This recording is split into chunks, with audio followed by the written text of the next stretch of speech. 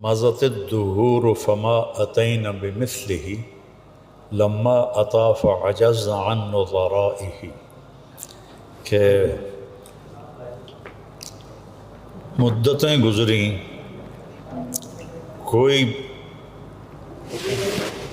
اس جیسا نہ آیا، اور جب وہ آیا تو زمانہ اس جیسا دوسرا لانے میں ناکام رہا۔ میری خواہش تھی پاکستان آنا اور مولانا طارق جمیل صاحب سے ملاقات کرنا ان کے گھر میں۔ الحمدللہ جو مولانا طارق جمیل صاحب کی محبت ہے لوگوں کے لیے، اور میں دیکھتا ہوں کہ وہ اکثر خود اول قدم رکھتے ہیں لوگوں سے ملنے کے لیے تاکہ محبت پیدا ہو جائے۔ یہ بات مجھے ان کی بہت پسند ہے۔ ڈاکٹر صاحب، انڈیا اگر آپ کے سارے معاملات ختم کر کے واپس بلائے تو آپ جائیں گے واپس؟ آپ کا کیا ارادہ ہے، یا ہجرت میں ہی رہیں گے؟ نہیں، انڈیا اگر موقع دیا دعوت دینے کا تو وہ تو میدان جنگ ہے، وہاں تو جانا ہی پڑے گا۔ لیکن جو دعوتی میدان میں میرا کام اور پھیلا ملیشیا میں رہنے سے، وہ تو کنٹینیو کروں گا۔ انڈیا جا کے دعوت دوں گا، پھر آؤں گا ہر سال میں 1 بار 2 بار 3 بار۔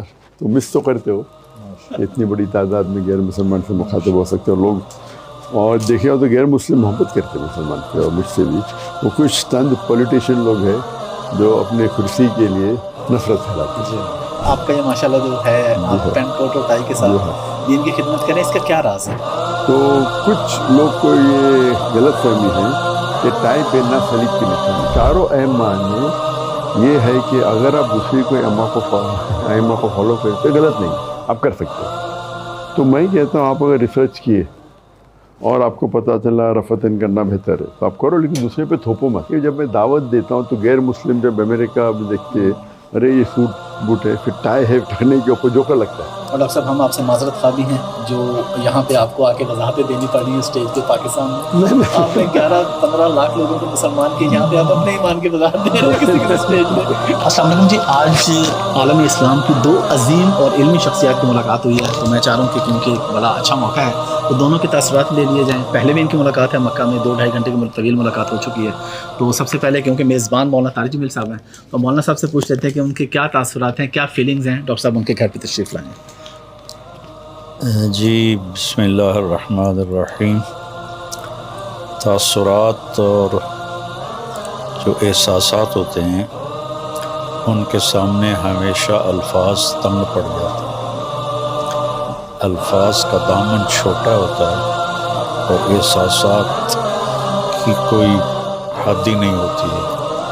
تو جو میں اس وقت ڈاکٹر صاحب کے لیے محسوس کر رہا ہوں اس کے لیے میرے پاس الفاظ کوئی نہیں، اسی کو میرا سمجھ لیں احساس۔ ڈاکٹر صاحب، آپ کیا کہنا چاہیں گے؟ مولانا صاحب کے پاس تشریف لائے ہیں ماشاءاللہ، آپ کے کیا تاثرات ہیں مولانا صاحب سے ملاقات؟ جیسے میں نے کہا کہ میری خواہش تھی پاکستان آنا اور مولانا طارق جمیل صاحب سے ملاقات کرنا ان کے گھر میں۔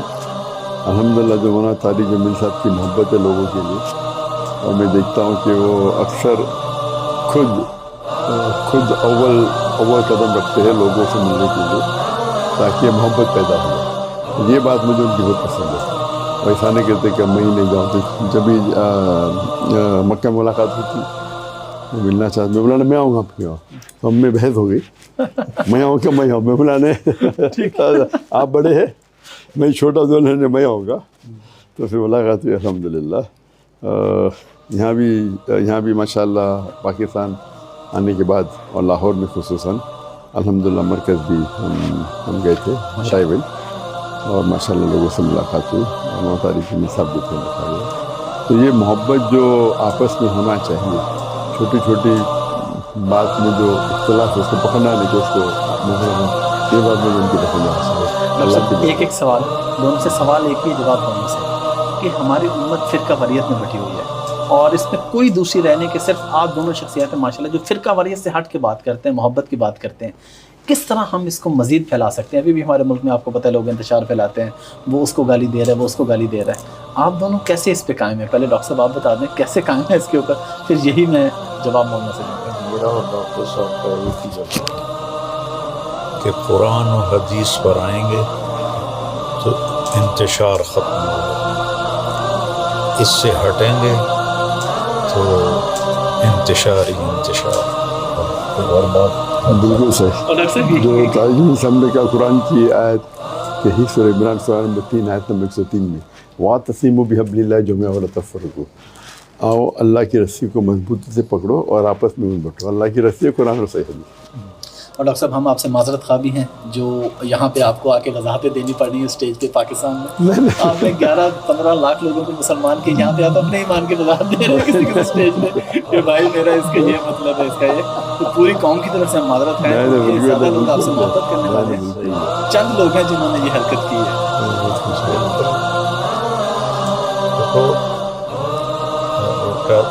وَكَذَلِكَ جَعَلْنَا لِكُلِّ نَبِيٍّ عَدُوًّا شَيَاطِينَ الْجِنِّ وَالْإِنسِ. اللہ نے کہا کہ نبیوں کو بھی دشمن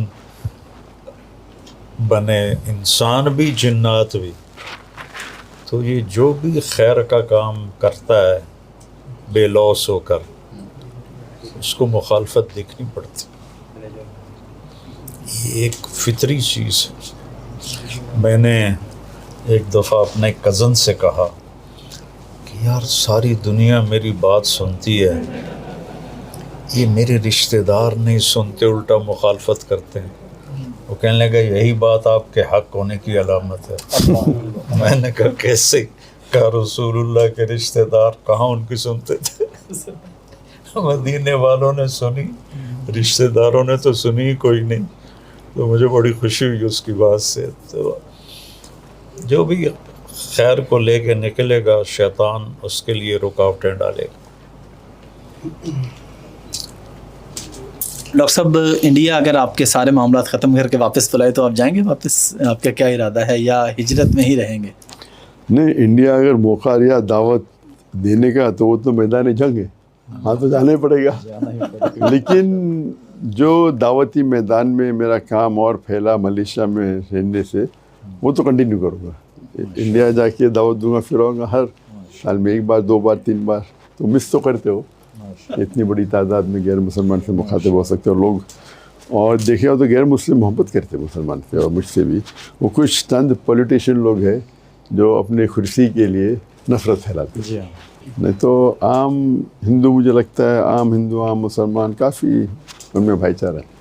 ڈاکٹر صاحب یہ کپڑوں کا تھوڑا بتا دیں گے معذرت. پھر ایک سوال, آپ کا یہ ماشاءاللہ جو ہے آپ پینٹ کوٹ اور ٹائی کے ساتھ دین کی خدمت کریں, اس کا کیا راز ہے؟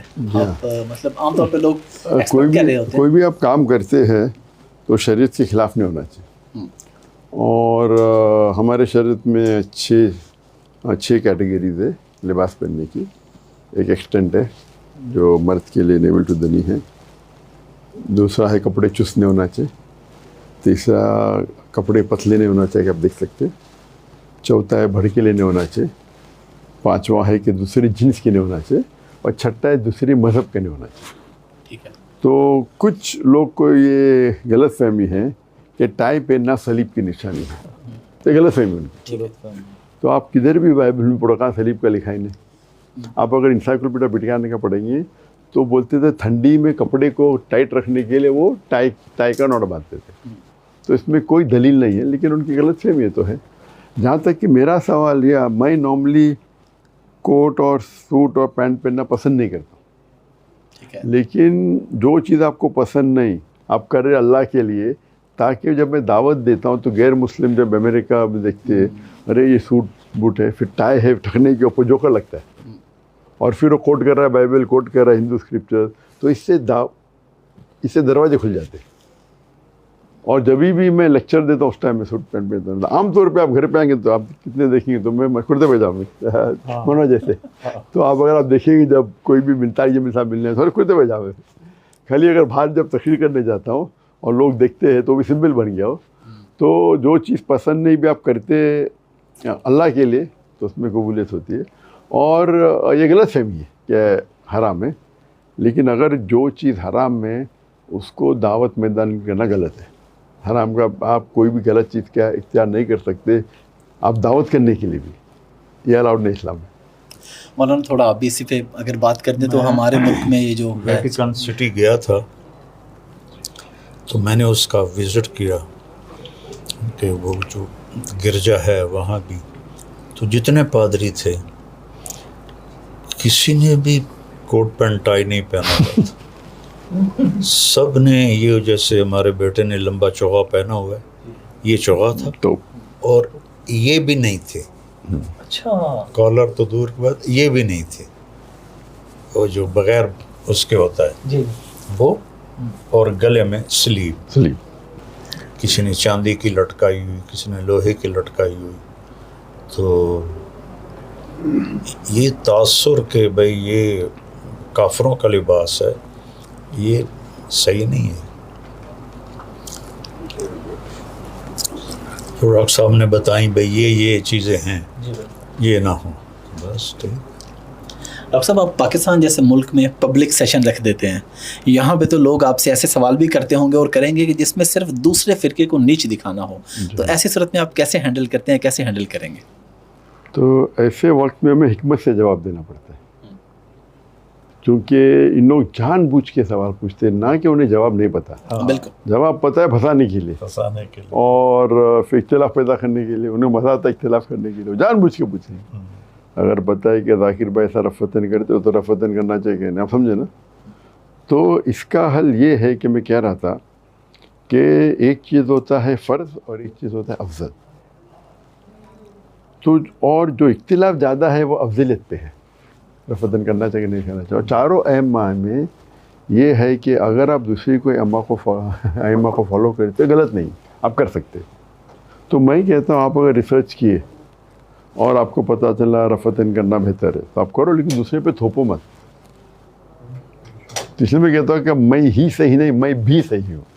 तो ये अगर आप लेके जाएंगे और देखे जाओ तो फ़राइज़ पे इख्तिलाफ नहीं है, बहुत कम इख्तिलाफ जो है मुस्तहब पे है, सुन्नत पे है, आप समझे ना। तो हमें किस तरीके से, अगर आपके पास जी आप समझे जी हाँ, अभी आपने कहा है, हाँ जी हाँ, हाँ नबी जान आप बोल जी हाँ, जी हाँ। तो इसके अंदर अगर हिकमत से जवाब देंगे। बस मौलाना लास्ट पे वो शेर जो आपने डेडिकेट किया, अगर आपको याद हो, इनकी आमद पे जो आपने शेर कहा है, वो अगर आप सुना दें तो प्लीज़। मज़त दुहूर फमा अतैन बिमिस्लिही लम्मा अताफ़ अजज़ अन नुज़राइही, के मुद्दतें गुज़री, कोई इस जैसा ना आया, और जब वो आया तो ज़माना उस जैसा दूसरा लाने में नाकाम रहा।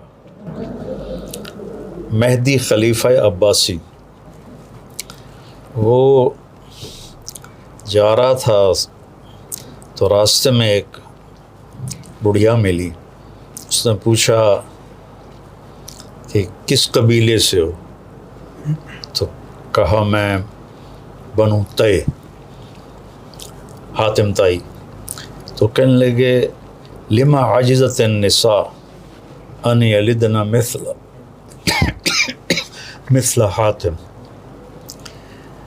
तुम्हारे कबीले की औरतें क्यों आजिज़ हो गई कि एक और हातिम ताई पैदा कर देती। तो वो कहने लगी कमा आजिज़ बनु हाशिम अन यकून फ़ीहिम मिस्लुका या अमीरुल मोमिनीन, जैसे बनु हाशिम आजिज़ हो गए कि उनमें तेरे जैसा कोई हो। तो वो खुशी से ऐसे झूमने लग गया उसकी बात सुन के। तो ये दोनों बातें डॉक्टर साहब पे बहुत बहुत शुक्रिया, आप दोनों हज़रात का बहुत बहुत शुक्रिया।